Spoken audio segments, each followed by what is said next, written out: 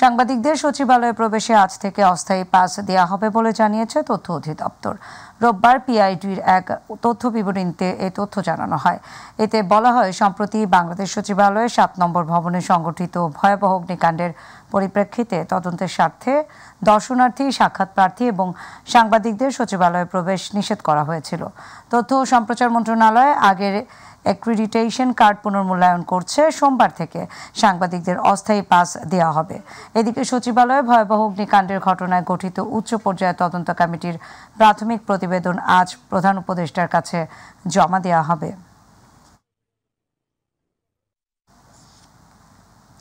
আওয়ামী লীগ নির্বিচারে মানুষ হত্যা, খুন, গুম এবং অর্থ পাচার সহ সব অপকর্ম করেছে। তার ফলশ্রুতিতে এই দেশ থেকে পালাতে বাধ্য হয়েছে শেখ হাসিনা বলে মন্তব্য করেছেন বাংলাদেশ জামায়াতে ইসলামীর আমির ডাক্তার শফিকুর রহমান।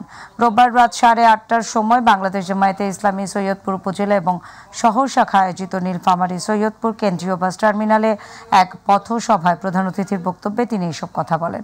জামায়াতের আমির বলেন, অর্থ লোপাটের আলামত নষ্ট করতে সচিবালয়ে আগুন লাগানো হয়েছে। এখনও ফ্যাসিবাদীদের প্রেতাত্মারা নতুন করে সংগঠিত হওয়ার চেষ্টা করছে। এদের প্রতিহত করতে হবে। ৭২ সালের 10 জানুয়ারি থেকে শুরু করে 24 সালের 5 আগস্ট পর্যন্ত একই কাজ দফায় দফায় তাদের দ্বারা হয়েছে। কিন্তু দুঃখের বিষয়, তারা এর দায়ভার বরাবরই এদেশের ইসলামপন্থী জনগণের উপর ফেলে দেয়। এটা তাদের অভ্যাস।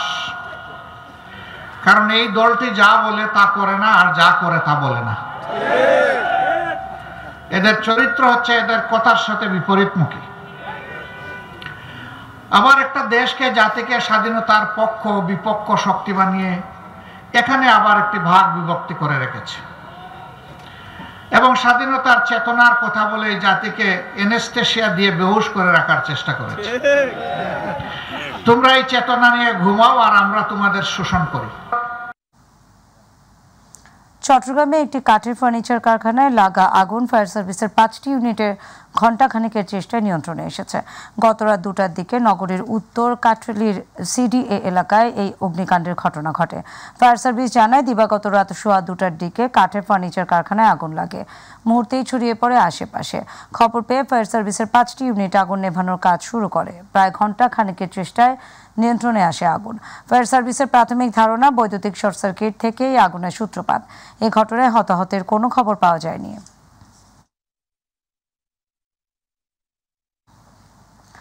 পৃথিবীর দীর্ঘতম সমুদ্র সৈকত কক্সবাজার এখন লাখো পর্যটকে ভরপুর।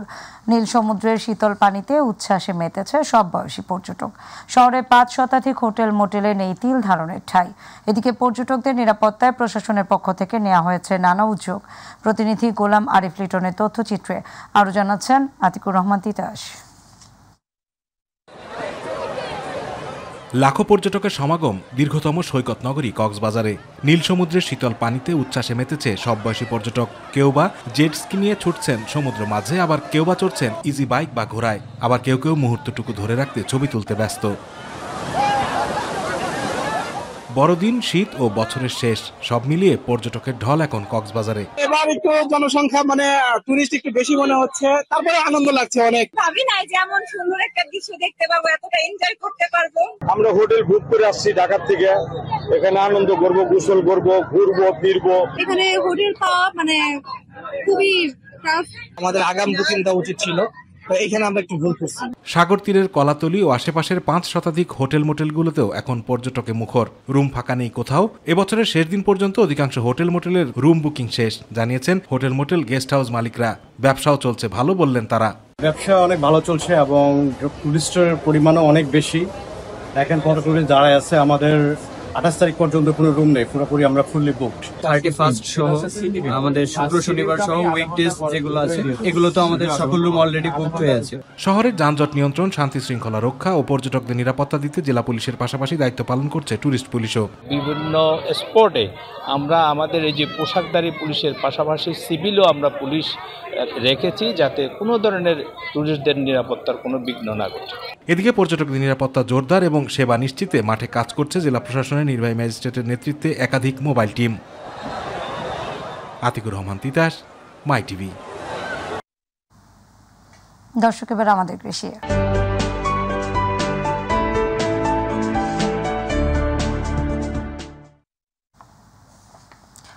চলন বিল জুড়ে এখন শীতের আমেজ। খেজুর রস থেকে সুস্বাদু গুড় তৈরিতে ব্যস্ত সময় পার করছেন গাছিরা। ভোরে সূর্য ওঠার আগে রস ভর্তি মাটির ভার গাছ থেকে নামান তারা। পরে টিনের বড় তাওয়ায় জাল দিয়ে পাটালি গুড় তৈরি করা হয়। এখানকার গুড়ের মান ভালো হওয়ায় ব্যবসায়ীরা কিনে নিয়ে যাচ্ছেন বিভিন্ন জেলায়। প্রতিনিধি সনাতন দাসের তথ্যচিত্রে আরো জানাচ্ছেন শামস্তাবিজ উচ্ছ্বাস।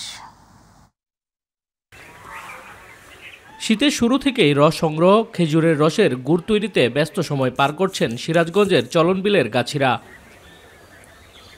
ভোর থেকে সকাল ৮টা-৯টা পর্যন্ত গাছ থেকে রস সংগ্রহ করেন তারা।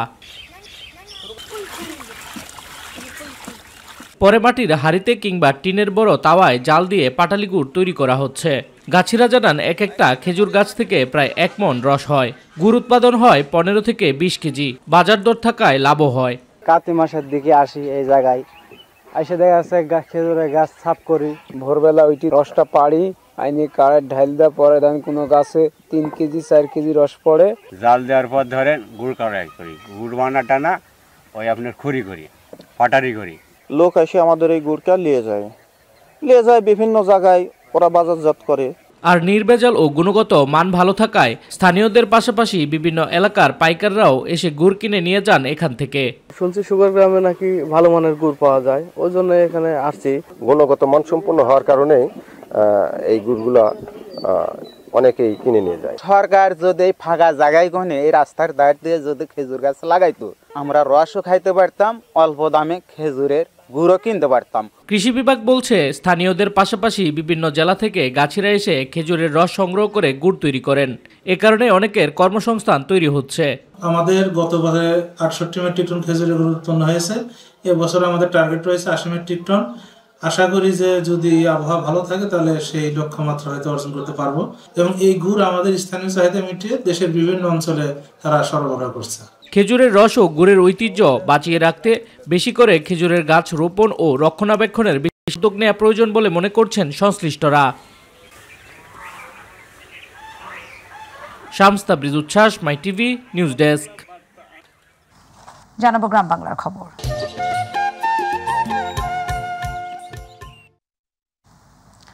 সিলেটে সীমান্তে অবৈধ অনুপ্রবেশ এবং তার সব ধরনের চোরাচালান সহ অপরাধমূলক কর্মকাণ্ড বন্ধে বর্ডার গার্ড বাংলাদেশ 48 বিজিবির সিলেট ব্যাটালিয়ন সীমান্ত জনপথের মানুষদের অংশগ্রহণে জনসচেতনতামূলক মতবিনিময় সভা অনুষ্ঠিত হয়েছে।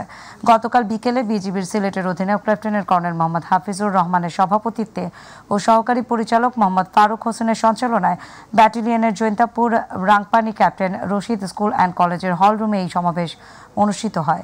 সমাবেশ শেষে Jaintapur Rangpani captain Rashid school and কলেজের প্রাঙ্গণে বিশেষজ্ঞ চিকিৎসক টিমের সহযোগিতায় সীমান্ত জনপথের বসতিগুলোতে থাকা পরিবারগুলোর সদস্যদের মধ্যে বিনামূল্যে চিকিৎসা সেবা এবং ঔষধ বিতরণ করা হয়।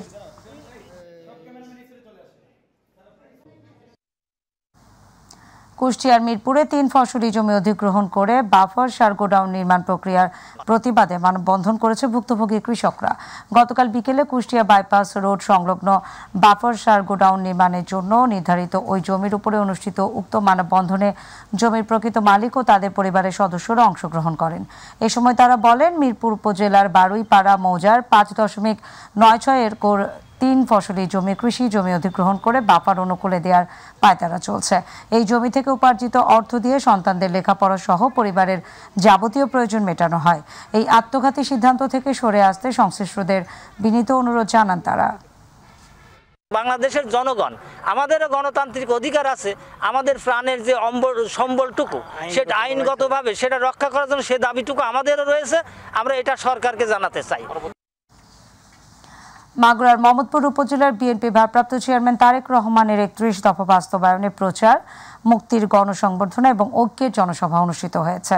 রবিবার বিকেলে মোহাম্মদপুর সদরে মিনি স্টেডিয়ামে এই সভা অনুষ্ঠিত হয়। মোহাম্মদপুর উপজেলা বিএনপি সহ অঙ্গ এবং সহযোগী সংগঠন এই সভার আয়োজন করে।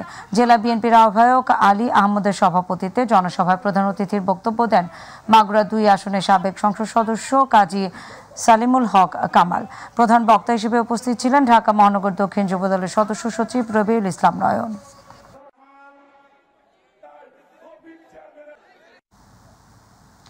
তারুণ্যের উৎসব উদযাপন উপলক্ষে কক্সবাজারে জেলা প্রশাসনের উদ্যোগে অনুষ্ঠিত হয়েছে উৎসব উদযাপন সংক্রান্ত জেলা কমিটির সভা।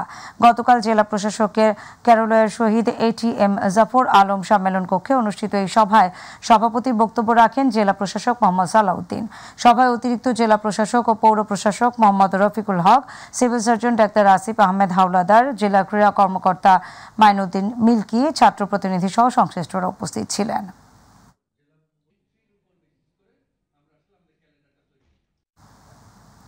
নড়াইলের লোহাগড়ায় শিক্ষার মান উন্নয়ন শীর্ষক মতবিনিময় সভা এবং উপহার স্বরূপ বিভিন্ন শিক্ষা প্রতিষ্ঠানে বই প্রদান উপলক্ষে আলোচনা সভা উপজেলা নির্বাহী অফিসার মোহাম্মদ আবু রিয়াদের সভাপতিত্বে অনুষ্ঠিত হয়। লোহাগড়া রামনারায়ণ পাবলিক লাইব্রেরিতে আলোচনা সভায় প্রধান অতিথি ছিলেন দুদকের সাবেক কমিশনার AFM আমিনুল ইসলাম। এই সময় বক্তব্য রাখেন অধ্যক্ষ শাহ ম আনোরুজ্জামান, প্রধান শিক্ষক SM হায়াতুজ্জামান হায়াত, অধ্যক্ষ মোশাররফ হোসেন মোল্লা সহ উপজেলার বিভিন্ন শিক্ষা প্রতিষ্ঠানের প্রধানগণ উপস্থিত ছিলেন।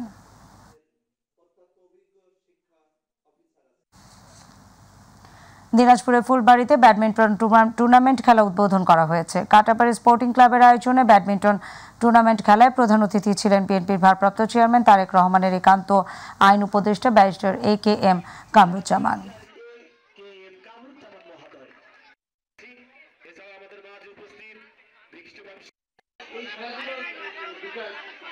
আমাদের